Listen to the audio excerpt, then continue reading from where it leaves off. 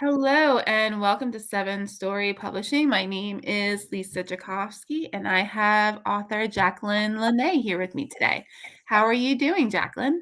I'm doing so well. Thank you so much for having me. I'm just ecstatic. Me too. I read over your bio. So why don't you start telling us about your first book, the inspiration for it, and then lead into book two? Sure. Okay. So the first book that I wrote was The Me I Was, and it's a memoir. It was inspired by actually some journaling that I had done in the process of healing after a motorcycle accident. I had the genuine blessing of being thrown from the back of a motorcycle and run over by a truck. And Oh my God. yeah, and it broke most of the bones on the left side of my body, fractured liver and spleen, collapsed both my lungs. It was definitely like I died a couple times. And in the hospital, they put me in an induced coma for a few days, and they told my parents, she's got a 50% chance of survival if we amputate both her legs.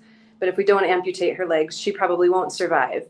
And my mom is just this like tiny little, 5 foot nothing woman. And she gets up in this 6 foot doctor's face and she's like, you will save her life and you will save her legs. Good for her. Oh my Right? goodness. Right. And Wow. they did. So I was in the hospital for a couple of months. I relearned to walk. But when I got out of the hospital, I realized that I didn't really want to be here doing this, like I had wanted to die. I wasn't suicidal. It wasn't like I was, keeping myself from jumping off a bridge all the time. But I was just, I don't know, exhausted by feeling purposeless and like I was spinning on this hamster wheel all the time and not getting anywhere. So I had already started before the accident to do a lot of like spiritual inner work. And in that, I discovered I had always loved to write. So I used journaling as a way to sort of process all that I was feeling and the way that I had to like actively start taking my life back and make it something I could love living, make myself into the kind of person that wanted to be alive, that wanted to do this stuff, be a grown adult human in the world. Yeah. Wow. So yeah, so that was that story. And there's, in that book, I go back quite a ways too. I had the blessing of several transformative experiences. I gave a child up for adoption when I was 19. I was bit by a mosquito the year after the accident, actually, and hospitalized with West Nile and meningitis that nearly killed me a second time. Yes. Wow. Yeah. You have angels on your side. I did finally arrive to like, all right, there must be a reason you want me to stay here. What do you want me to do? What's the thing that I'm supposed to do? How can I contribute to the world? So that actually sparked the second book. Not that particular experience, but just that sentiment that there was a reason that I survived, that I needed to participate in helping to build a, more compassionate, more connected, more loving, more divinely inspired, if I could go that far, world. And so I wrote a book called Make Yourself Magic. And in that one, it's much more kind of guidebook oriented. It's a lot more about like the literal exercises that I did mentally, emotionally, spiritually to help bring back real joy in my life and to, connect me to my divine force, not the religious church version, but, the part that lives within. That's absolutely amazing. And you were talking about you weren't sure of your purpose before. Is writing your purpose and what you do full time? I don't think so. And the reason that I say that is because writing is absolutely my vehicle. It's my passion. I love to do it. Since I was a little girl, I would, fabricate these characters and send them running around the world to do stuff that I wanted to do and felt like I couldn't. But I think it's more just about connecting people to the messaging. I think, in no way intending to shame or diminish the value of any particular spirituality or religious following of any kind. But I think it's easy for all of us to get a little immersed into the dogma and the sort of rules and the structures of it and all of that, and detach a little bit from living that spirituality, that deeper sense of purpose and connection to the divine source. And so I feel like that was my purpose, was to just, help to people reconnect, because I had to do that, to the joy of being alive, the gift that it is, the divine gift that it is to be human, and connect to each other and that divine within each of us. Absolutely. We need more of this in the world. This is what I believe in as well, and it's so funny 'cause I had a conversation about this with a student Friday, so it's really amazing to hear, Yeah. your story and your purpose and the fact that, you believe this is something we need, because I 100% agree. Thank Do you. you work in Thank you. psychology or a spiritual type field or holistic or anything like that? I do work in a spiritual field. Yeah, I shifted kind of to coaching Mhm. because I have just loved, digging into the kind of nuance of the experience that an individual has and the way that the ideas that I was gifted or that were shared with me can be manifested and sort of tweaked to fit an individual and the thing that they're going through in any particular moment. So, I love that because you bring up such a good point too, that we're all individualized. I feel like yeah, there's so much comparison. I yeah. love the fact that you work in something where you remind people we're individuals. Yes. Yes, there's no one size fits all. There's no just one Yeah, right way. exactly, and we need more of this in the world. What do you hope people take away from reading your books? I mean the thing, so it's kind of twofold. The first one is this my hope is sort of informed by what I've been told by readers. And that is just that they're not doing it wrong, And that was something that seriously plagued me for a long time. Just like, why can't I get it right? Why don't things work? What am I doing wrong? Why am I being quote punished or something? And I think that the message that I was given that I think applies to a lot of us is that that's not true. We're not being punished when things don't work out. We're not wrong. We didn't do it badly. We didn't quote need to learn something, but rather it's just an invitation to deepen ourselves and to connect more authentically to the alineation, to align with what feels divine and right, what is our true purpose in the being that we are on the earth, not necessarily the way we make money, but what we give out into the world energetically speaking. And so I think that the thing that I most hope is that people read that work and go, oh man, she messed up so badly so many times. Just, in life choices and stuff. And it wasn't messing up, but that's, I haven't, I'm hoping that they can say, I haven't done a fraction of that. If she can get back on track, then I can too. And that, maybe whenever we're off track exactly, but just rather reorienting toward, the place our souls really want us to be. I agree completely, and I feel like, people don't realize how number 1, we're individuals and how much energy really goes into shaping our worlds, Yeah. that our mind really does control our actions, and the energy we put out, we get back. So I love Yes. that about your books. Do you Yes. have plans to write any more similar to that or ones that are different that are coming out? Yes. Yes. Yes. I'm bouncing. I I know, have I a can tell you're so excited, and you should be, 'cause I think that's amazing. thank Anything you. you can tell us about that stuff? Because your stuff sounds incredible. I can't wait to go and, put it on my list on Amazon, because this would be really great, for me to learn from too and bring back to my students as well. Oh, I would be honored. Yeah. Well, so the reason I'm bound to, well, literally, I'm sitting on an exercise ball in place of a chair, but it's because this piece, this third one that I'm working on is, I guess it's officially the fourth, but I wanted to be able to be funny. So after the accident, I had a wonderful relationship with a wonderful man that didn't work, and it was a long-term thing. It felt like a divorce. There was the whole kind of collapse after that. And I eventually met and fell in love with sort of a Colombian man. So I moved to Colombia to start this whole new life. And then that relationship fell apart. And I pulled back from that with this realization that, like, despite all that I had learned and all the evolution that I had made in myself, I was still trying to make my life be something I thought it should be according to other people. And I wanted to I just had this moment, and it came from, anger, frustration, but just like, screw this. Sometimes we gotta do that. Yes, exactly. Well, and I just became very hyper aware of all the sort of implied societal rules that are put on us about who we can be and how we can be and what we should be and all of that. And so I don't know how graphic I can be or how explicit I can be in your show. So I'm going to give this the softer introduction, but I want to call the piece "Screw your way, and just celebrate all the ways that we live outside of the boxes that we have been put in over time, and let go of all of that stuff that was never ours to begin with, and dial into who we are authentically. But in doing so, I tell the story through, just ridiculous, hilarious, horrible dating experiences that I had. The time that I decided not to wear a bra when I was going to go work at my dad's office, which was the worst possible thing. But I felt like I was, taking a stand for myself at the time, perhaps a little misguided, but the intention was there. And then, of course, I narrate the rather comical version of the story that brought me to South America and then left me here kind of by myself until I could get back to, oh, I can do this. I can be who I want here. Yeah, I'm excited about it. That sounds absolutely amazing and something like we really need, because even with the invention of social media, I feel like it's made us so much more hypersensitive, Yes.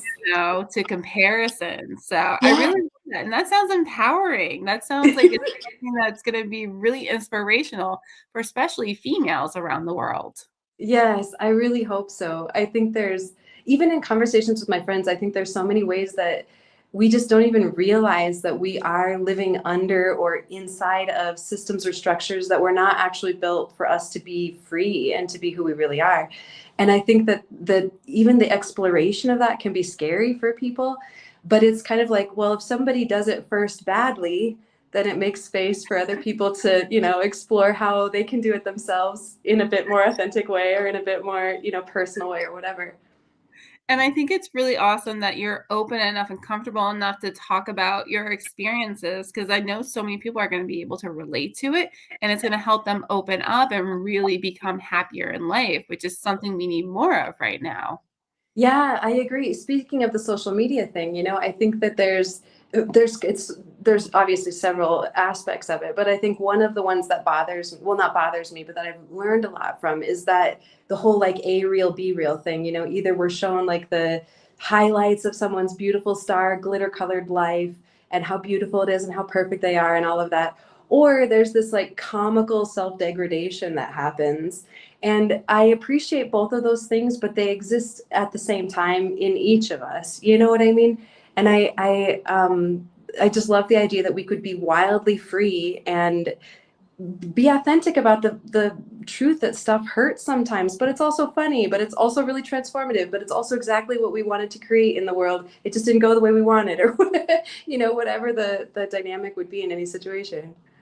I completely agree. And I feel like a lot of people just go with what's expected of them. But once you realize you don't have to do that and you can be your authentic self, there's such a freedom in that. I try to teach my students this as much as I can too, because it's so different, especially as the older you get. I feel like you gain more of a freedom the older you get as you can become more comfortable with yourself. Yeah, I agree completely. I agree completely. I think, yeah, we completely, we're just sort of blinded to the conditioning that we're raised with. And there comes a point where, we start to question that. But I think so many of us, myself included, for a really long time, until the great collapse of the second great relationship in a third world country, well, a developing country, I really felt like I had to be a certain kind of way in order to be growing or developing, and that obviously was not the freest, most authentic version of myself by any stretch of the imagination. But I also had put up so many barriers in my mind about the fact that I needed him to do that. I needed the Colombian to be able to get me out of the United States, which was one of my little dreams at the time. And when I was abandoned myself, really, I was the one that left the relationship. But when I decided to stay in this developing country alone, I realized like I am so much more capable than I gave myself credit for. I think we all are. And I hear so many people say, "Oh, I wish I could do what you did, but I just can't for this reason and this reason and this reason." And I'm not saying that those aren't valid. Of course, there are challenges that we have to face in our lives. But if it's an authentic part of who you really want to be, I think there's a way to take those barriers down. And I think there's a way to say, you know what? Maybe I could make this thing less important so that I can make me more important. Maybe I can make this, construct or context in which I feel like I have to live not a thing. And I can live in this completely different version that is what I actually want. and that I think we're conditioned to diminish our belief in ourselves about the ability to do that. 100%. And why do you think we're conditioned like that? Where do you think that comes from? Well, I don't want to extrapolate, obviously, to the whole entirely, but I do feel like a bit of a microcosm of the macrocosm because I was raised in a very religious household. And the more that I write this, kind of screw your way book that I was talking about, the more that I'm getting into the reality of the fact that the church specifically, and even sort of patriarchal or government structures were built. And I'm not even under blame. I understand at the time the mentality was that, men were a more important part of the world, or there had to be a hierarchy at all. But I think that we really were conditioned, there were advertisements about how to be a good woman for your man. That Mhm. was like the class that was available to women at a time because their only option was to depend on someone else, a man specifically, to provide for them in any, given way.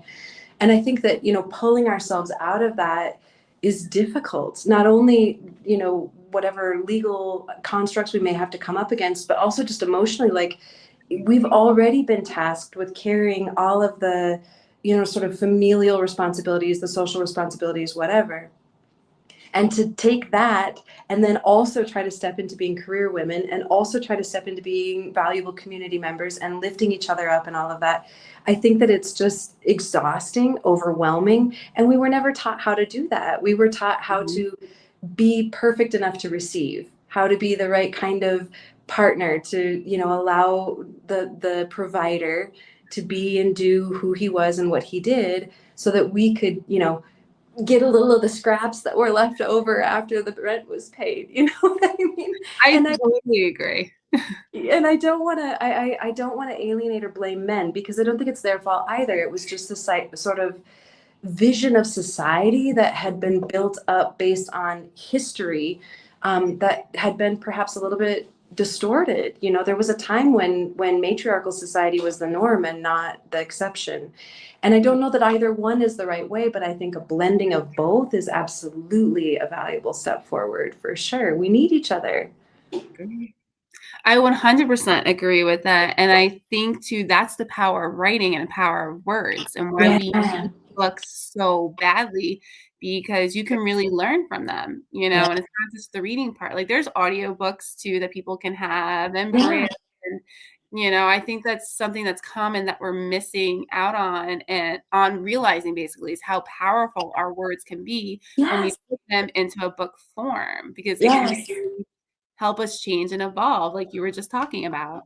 Yes, exactly. And I think if we can, come to a collective agreement, let's say, about just wanting a world in which we're all equally valued for different reasons and in different ways, but equally valued, I think that we could all enjoy a much happier world with no one particular person or kind of person saddled with the majority of a responsibility in any given, context or structure, but rather that we're just teammates and we're all working together to, enjoy this life and live it out as beautifully as we can.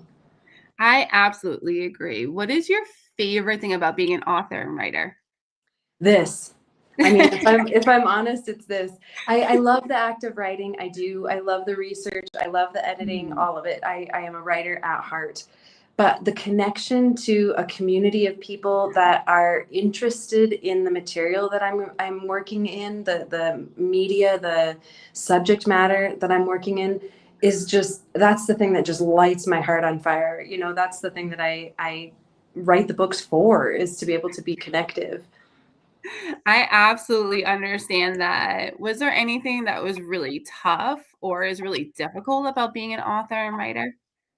Yeah, for sure. Well, first of all, the thing I always tell people, it's not like you just answer a job ad on, Indeed or something for to be a writer in the context that you want to be. Of course, there's lots of like copywriting jobs for marketing materials and things like that. But, nobody's really putting an ad out there for somebody that wants to write a book in this particular niche about this particular topic. That part was hard. And I think the other thing that was really hard, logistically speaking, was just I had no idea how to pitch a publisher, or how to go about finding an agent, or whether I even deserved that, all of those things. But in the more hyper specific context of my books, I think one of the hardest things was I'm an open book, literally. Like, I'll talk to anybody about the most embarrassing, horrifying things that I've done in my life. I have no filter, no problem with any of that. I think, in fact, that's where we connect the most, is in the, like, I'm a really flawed human. You want to hang out? Because this is the reality of being human. It's just hard and messy and whatever. But the people around me, my family specifically, really struggled with the idea that I was, they called it like airing my dirty laundry or something. And and I can understand, given the societal structure and generational information that they were raised with, why that would seem so offensive. But I'm growing up and grew up and continuing to evolve into a world in which honesty and transparency and authenticity are the things that are now more valued than they used to be. It's not about the perfect image anymore. And I don't want to pretend to be that. I'm not. It's exhausting to walk around as a lie all the time. So I think one of the hardest parts of writing it was getting over the knowledge that people, of course I changed the names and everything, but people that knew and loved me, they know and love the other characters in the story, of course. And they're like, oh, so that's what, I'm sorry, I don't want to hurt anybody or insult anyone, but I want to tell the truth. I don't blame you. How did you handle that when your family had some difficulties with your writing, or if somebody like wrote you a bad review? How would you handle that kind of feedback? Well, I with my family, of course, it's different. It's family, and so there, I had kind of a calm. Like, I understand where you're coming from. Please remember that like 4 people in the whole world will know who you are based on this story, because that's not my primary audience. But in a more public way, I just really that was another beautiful evolutionary thing for myself, I think, was to be able to just say, this is me and my story, and I'm going to tell it the way I want to, because I'm allowed to do that. I am allowed to use my voice in the way that is most authentic to me.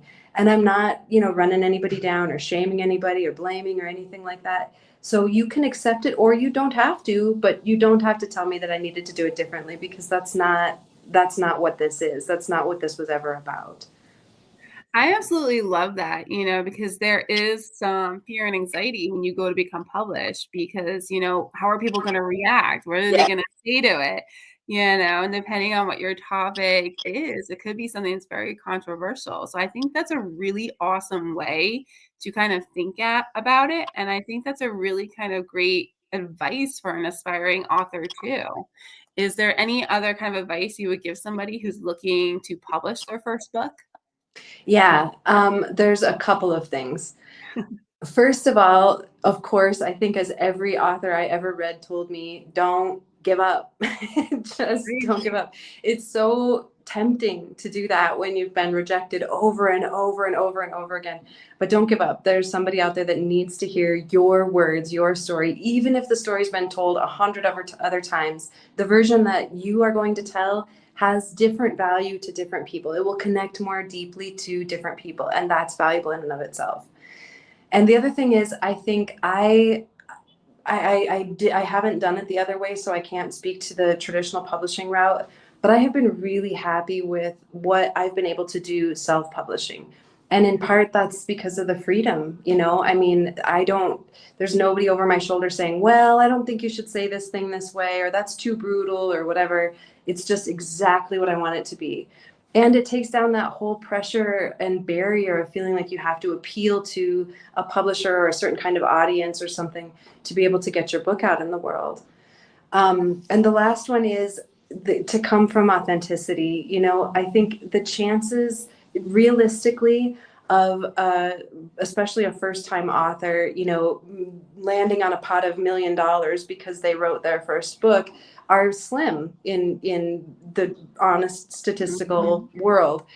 However, the value of that book is not measured by the number of sales, and that it just because it isn't this, change your life level income right out of the box, does not mean that it won't be life changing for other people down the road. And so I think holding on to your why you're doing this, as a personal whatever goal or a development thing or a gift you want to give to the world or whatever it is, helps to alleviate that sort of imposter syndrome that so easily creeps in, I think. 100%. And you make such a really good point, because I feel like a lot of authors go in with either anxiety or they're disillusioned, Yeah. because there's so many scams where they'll Yes. like, I sold this much, I made this, like, no, you didn't, you doctored that, or Totally. 4 or 5 years in and you're not making the same sales as another author, it can be a blow to you as Yeah. well. It can be hard to want to keep going forward. So I think that is absolutely amazing advice, because it's not easy being an author, but It it is. isn't. Yes, yes, yes. It's worth it. It's so worth it. Exactly. We have about 4 more minutes. Is there Okay. anything else you want to tell us about? Do you want to tell us about any other projects or things that you work on? Well, sure. So the first book, The Me I Was, the one that, the big story, I guess, was big stories, plural, there were several, was first put out into the world in that public way through that book. It was actually adopted by a documentary filmmaker, and so it's a movie as well. And it's called Crashing, The Me I Was. So if anybody would want to check that out, it's sometimes, it's a little more digestible for people that aren't super book hungry. But the other thing is that I have, because like I mentioned, the heart of my work is individual support. And I want to be able to do that as a coach. I want to be able to do that as a friend. I want to, a guide, whatever I can be. So I've produced several like digital downloadable materials that people can work through these kinds of things on their own. And they're like, self-love workshops wherein I talk about the value and the extended impact of what learning to love yourself in a really deep way can do for you and in your life. But I also go through like the tools, the exercises that I did, the perspective shifts that I used, all of that stuff that actually physically made a difference in myself and also then in the rest of my life as kind of by extension.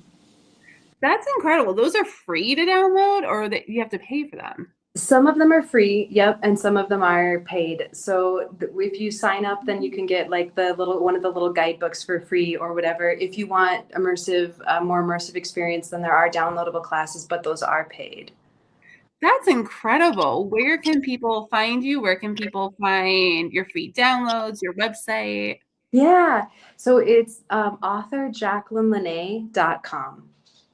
Amazing. I absolutely love this. I'm super excited. And I think it's really inspiring that your book was turned into the documentary as well. Yeah. Because some people want to make it into a show or make it into a movie. And I think that's ridiculously cool. I have not heard of any other author doing that. I think that's so inspiring and pretty amazing for other authors. Is Yeah, that linked on your website as well? it is. Yep. I think it's under the About Me section or something. I don't even remember where I put it, but it was really a cool project. And I have to say, that's another thing about, I think, the sort of a tangent to the whole idea of what it means to be an author, but the collaboration that can come from creating something like that. I was just blown away by the emotional response that I had when someone approached me about doing this documentary film and then participating in that way. It was like my art was adopted and then sort of reworked and shaped and moved and adjusted to be this other thing. And now it's her art too. And we get to sort of share, both of us get to share in it. And that just, it was a whole other level of like, I love this. Yes, seriously. What is your website that people can go to? It's the author Jaclyn Lanae site. Yep. Perfect. That is amazing. This was incredible. I am so excited. I can't wait to see how this inspires and helps more people. Jaclyn Lanae, you are amazing. Is there anything else you want to tell us before we finish up? Just thank you. I mean, seriously, I just cannot be more grateful for the network of, like-oriented humans that has grown out of this. And I'm so honored to be able to be a part of it. I just am so grateful for every opportunity to connect in any way. I totally agree. The author network is incredible, and I love your books. I'm so excited to check out your website some more, and I'm definitely going to add your books to my Amazons. I want to check them Thank you. out and recommend them to my Thank you. students. So that is really cool, and I'm probably going to check out your downloads too. Please do. That Please do. would be And reach out. amazing. Yeah, Yes. I definitely will. Thank you so Yeah. much again, Jaclyn Lanae. I am Lisa Jakovsky with Seven Story Publishing, and thank you so much for being with us today, author Jaclyn Lanae. Thanks for having me.